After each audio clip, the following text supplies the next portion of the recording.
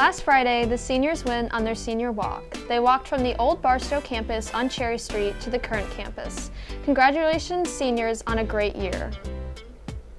Happy Monday, Barstow. I'm Helton Walker. And I'm Brenna White. It's the last show of the year, and it's a good one.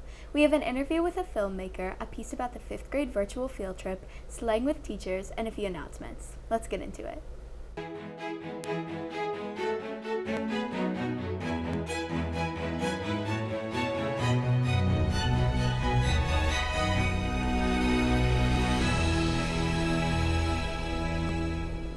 Wow, I cannot believe the year is almost over. There are officially 2 days of school left, and while I still have a few finals, I am so excited for summer. What are you looking forward to this summer, Brenna? I'm really looking forward to my trip to Turks and Caicos and volunteering at summer at Barstow. What about you? I'm really looking forward to my trip to Colorado, and I'm looking forward to reading a ton. I am also looking forward to making some films over the summer. I interviewed Kansas City filmmaker Isaac Alonji to get some advice. Let's see what he had to say. Hi, I'm Helton Walker, and I'm here with Emmy Award-winning photographer, cinematographer, and producer Isaac Alonji. Thank you for being here today. Yeah, thanks.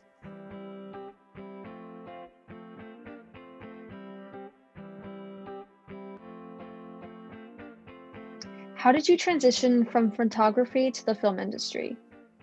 That's a great question. I always wanted to be a filmmaker, even when I was really young. And I would run around taking, little videos with my brother, and we'd put together these little short film movies and stuff, even when we were like 10 years old, I think. And we'd light things on fire and film it. It was really fun. But to get into actual filmmaking back then was very difficult. The equipment was very expensive, and obviously we had no idea what we were doing, and we grew up in the middle of Kansas. So not a big film industry, especially when I was growing up. So I went into photography, and I did that for my whole career, probably 20 years. But as digital rolled around, and as I kind of felt like I'd done the photography career, I just felt like it was time to go back to what I really want to do, which was making movies.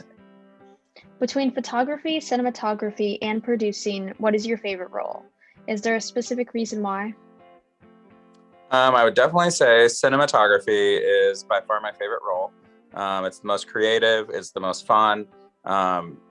The producing and all of that is the work. And then when you get to the cinematography, that's like you're on vacation. You're just having a ball. What do you do when you are blocked creatively? I try and just go do something totally different. So I look for other activities, even just going on a walk. I find that getting rid of my phone is one of the most important things to unblock the creativity. Reading books is amazing. It's so visual. People, obviously watch a lot of movies and streaming and all of that now, which is great. But sometimes if stuff's just fed to us, our brains don't have to work. Like when you read a good book, like a good novel, your mind just starts to, visualize everything you're reading, and it's like exercise for your brain or for your creativity. So that's what I do. What is your favorite part about what you do? I would say just working with all the people that we get to work with and meeting all the people we get to meet, and just the whole creative process. Filmmaking is such a collaborative effort. There's all this different crew, and then of course we get to hire actors for every movie, and that's really fun to meet all these new actors. They're from different places. They have interesting lives. They've worked on interesting projects, and it's fun to all work together towards a common goal of making the best movie you can. And everybody does their part, and it all comes together, and it's a beautiful thing. And that's my favorite part. What advice would you give young filmmakers and photographers on composition and evoking emotion through the image? I mean, story is everything. So especially with filmmakers, you want to tell a compelling story that you're passionate about. As far as the specifics, I really like super wide shots and super close-up detail texture. So medium shots are necessary to tell a story and to shoot a movie, but the real excitement is in just like big wide landscapes or really showing off your space and then coming in tight and seeing all the details and the textures and the emotions in those close-ups. But I would say even more important than that is the music. when you watch a scene or you're editing a scene, you're just like, oh, it's okay, it's not that great. But then you add the music track and it's like, wow, it's incredible. It's so emotional. Music is everything to a film, for sure. I think filmmaking is great. I think more people should do it. And you kind of just have to go make films. You can't, have excuses or be like, well, I'll do it when this or that or whatever. I think you just have to start making films. Even if it's just with a phone, you can learn storytelling, you can learn continuity, you can learn how to frame shots, you can learn so many things just shooting on a phone. What matters is that you're going out and learning the craft of how to take a story and put it on a film, put it on video, shoot it, edit it, do the sound, do all the different things. But the story is everything. The story is the most important part. That is great advice. Congratulations, Lorelai, on completing your Congressional Gold Medal. I'm also working on the award, and I made a piece about it so you can learn more.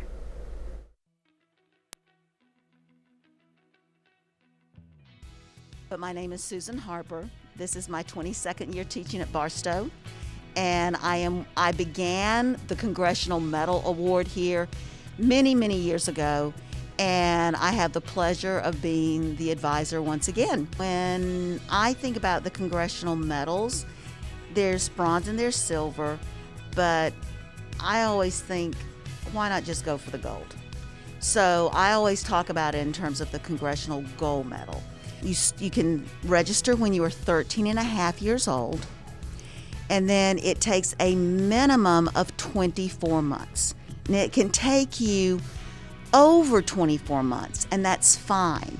So that's why I always suggest that you start when you're 13 and a half, and the goal is to be finished to be finished with all of the work by February of your junior year. Hello, my name is Alex Hart. I started to get this award 2 years ago, and I plan on finishing in about senior year. Hi, my name is Phoebe Martin, and I'm a freshman. I heard about it through my 7th grade teacher, Mrs. Harper. I started in 7th grade. I will have it done next year. I'm Leanne. I started the Congressional Gold Medal earlier this year, a couple months ago, I think, and I'm planning on finishing my junior year. My name is Ella Heitman. I am in 7th grade, and I signed up March 8th of 2021. Hi, I'm Helton Walker, and I started my Congressional Gold Award last March, and I'm planning on getting it done by junior year if everything goes right. Hi, my name is Lily Bash, and I am a senior at the Barstow School. I think it was the summer after my freshman year of high school. That's when I started. So you need 200 hours of physical fitness. I finished summer before my senior year. For the physical fitness, I am using my soccer. I do Barstow soccer and a competitive team, and I also do track and field, which I can also use for practices and track meets. Physical is my sports. I play baseball, basketball, soccer. So I'm going to start doing tennis next year, hopefully, and hopefully that'll get me enough hours. Also personal development. And I don't know a single person here who does not in some way develop themselves personally. You're playing the piano, you're playing the violin, you're in plays, but you can also do things like gardening or writing. For personal, I do youth symphony, so music stuff. For personal development, I took ballet classes, which was really fun. For personal development, I have been doing violin and guitar and recording my practice hours. And then one of the hardest ones is voluntary public service, because you have to have 400 hours. But there are other ways to get the 400 hours than going to an animal shelter or going to harvesters. Everything from knitting scarves to making little gift bags to take to assisted living and nursing homes, and all of that can. For service hours, I have worked at harvesters. So for my hours, every year my family goes down to Tennessee, and we get about 120 hours because we build homes and gardens, and kind of like we just involve ourselves with people in need, and we make sure they know there's other people out there to help them, and we just kind of make their year, make their month. For my service hours, I'm working with my friend Brenna, and we're so we just started making care packages for different like shelters, homeless shelters, and we're probably gonna like keep doing stuff like that. And then you have an expedition. And the expedition is basically a trip that you plan. You can also take a people-to-people international trip, and that counts also. It's a 4-night, 5-day, I think that's right, I'd have to double check, but it's several days of a trip that you plan. For a 4-day, 5-night, 4-night trip, I just went along the Lewis and Clark Trail and then went to a ton of museums. I'm planning a trip for my mom and I, and we're going to Boston this summer. You can use this on your resume basically for the rest of your life. Whenever you apply to any kind of academic organization or whenever you apply for a job. You can put the Congressional Gold Medal on your resume, and it looks really, really good.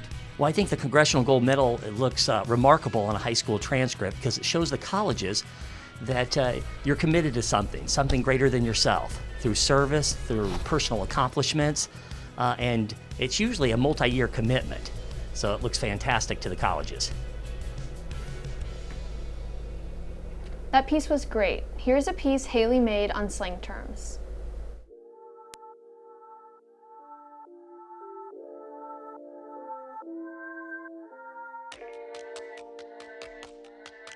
Relationship, right? Is that?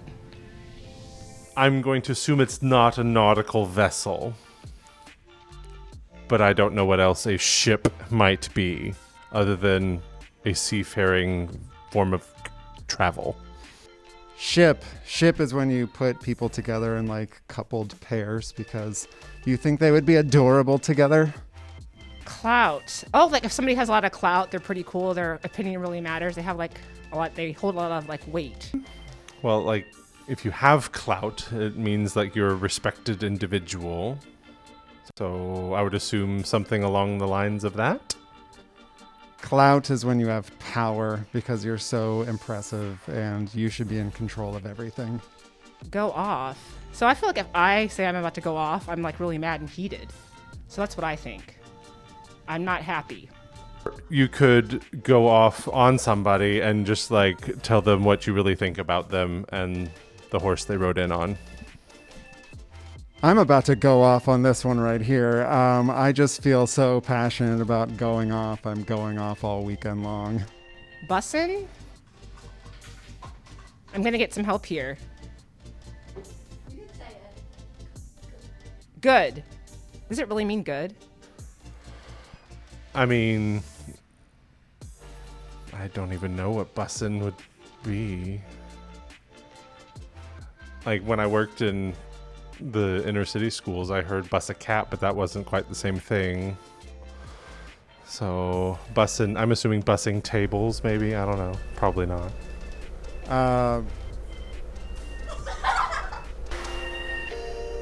Sheesh. Great piece, Haley. A couple of weeks ago, the 5th graders went on a virtual field trip to Washington, D.C. Let's check it out.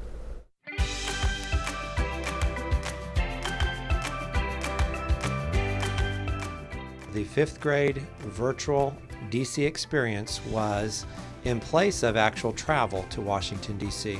The traditional trip could not take place, and so we provided experiences related to the sights and sounds and things that they would have experienced in D.C. Through the whole week, the kids were able to get in their day groups and participate in activities outside as well as inside. It was a lot of fun. Well, we had a range of activities. As you can see, we have the vice president and the president here with us, and students were able to take pictures of the cutouts. We also had Abraham Lincoln Memorial and Washington Memorial and the White House. We ranged from virtual tours to the zoo, Mount Vernon, the Air and Space, and the White House. And students also did some choice boards throughout that time also. The students actually became experts at a monument or a place in Washington, D.C. They did a lot of research, and then they wrote essays and had a visual display behind them. and the students were able to teach each other and me a lot of really interesting, cool facts.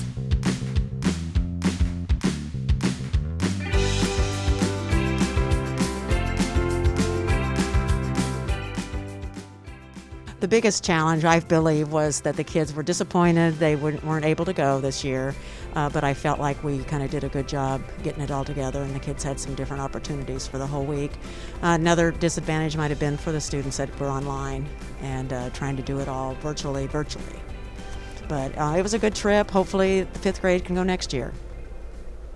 I am glad they were able to visit this year. That looked like a lot of fun. Congratulations to 8th grade and upper school French students for competing and placing in the National French Contest. Many placed, earning bronze, silver, gold, and platinum medals. Also, good work to 6th grader Abby Allen, who placed in the top 3 winner in the Synergy Services Kindest Kansas City contest. Congratulations to freshman Tyler McDee for going to state for golf. He will be competing today and tomorrow. Also, a big congratulations to the tennis team for being district champs. Richie King, Sunil Ryland, Matthew Justice, and George Colombo made it to state. The soccer team played their first district game on Saturday, winning 8-0 in the first half. Goals were scored by Maddie Bowman and Sydney Sinkis, but it was a full team effort. They will play again on Tuesday at Pleasant Hill against Harrisonville. On Saturday, the baseball team fell to Adrian in a close game with the final score of 4-3, despite out-hitting them 8-7. Congratulations to Michael Yagan and Solomon Holmes for both collecting 3 hits for the Knights. The track team had a strong finish at their meet on Saturday, May 8th. Great job, Joseph Whitfield, who placed 4th in the 1600 meter and advanced to sectionals where he placed 7th. Also, the spring concert was released last Friday, so make sure to look at your emails and check it out. Just a reminder for some upcoming events. Tonight at 6 p.m. is 10th grade night, and tomorrow night at 6 p.m. is 11th grade night. This Wednesday, the 19th, at 6 p.m. is the 8th grade celebration, and this Friday at 9 a.m. is the ring ceremony. Sunday, May 23rd at 4 p.m. is baccalaureate, and the commencements are Monday, May 24th at 7. Well, that concludes the last show of the year. I've been Brenna. And I've been Helton. Have a great summer, Barstow, and we'll see you next year.